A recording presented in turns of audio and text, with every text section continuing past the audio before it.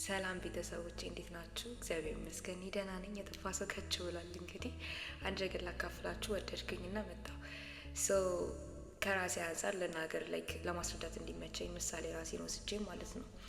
የመንፈሳዊ ህይወት ጆርኒን ከጀመርኩኝ ወይም ከመጀመሪያ በፊት አይ ቲንክ የጀመርኩት በል ይሻለኛል። የጀመርኩት ከ19 ዓመት ካለፈኝ ከሆነ ጊዜ በኋላ ነው ባላስታውስም፣ ብቻ 19 ዓመት ካለፈኝ በኋላ እንደሆነ አውቃለሁኝ።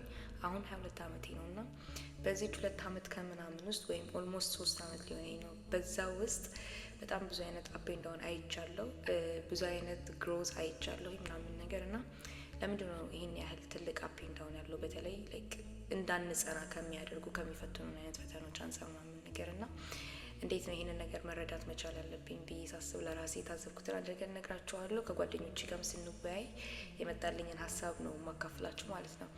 ሶ ያስተዋልኩት ዋን ቲንግ ከስፒሪቹዋል ጆርኒያችን በፊት አሁን ለምሳሌ 19 ዓመት አለፈኝ ብያቸዋለሁ። አትሊስት ተውትና እስከ 9 ዓመት ያለውን ወይም እስከ 10 ዓመት ያለውን ህይወት ልጅ ስለነበርኩ በማለት ከ10 ዓመቴ በኋላ 9 ዓመት ማለት ይቻላል በአለማዊ ህይወት ውስጥ ነበር የኖርኩት። 9 ዓመት የእግዚአብሔር ቃል አይደለም ጭንቅላቴ ሞር የሚያውቀው ወደ አለሙ ነው። 9 ዓመት በጣም ብዙ አለሙ ወደሚስበው ነገር የሚስበኝን ነገር እውቀት ጭንቅላቴን ፊድ አድርጌዋለሁ እንጂ ጸሎት ህይወት ያን ያህል የለም። እንዴ ነው ያለን ስፒሪቹዋል ጆርኒ ውስጥ የምናደርጋቸው እያንዳንዱ ነገሮች አሉ አይደለ? እነሱ ነገሮች የሉም እና 9 ዓመት የደከመች ነፍስ ነው የያዝኩት እና በ2 ዓመት ከምናምን ውስጥ ወይም በ3 ዓመት ውስጥ አጠንክሬ ቀጥ አድርጌ ማቆም ነው የፈለኩት ማለት ነው።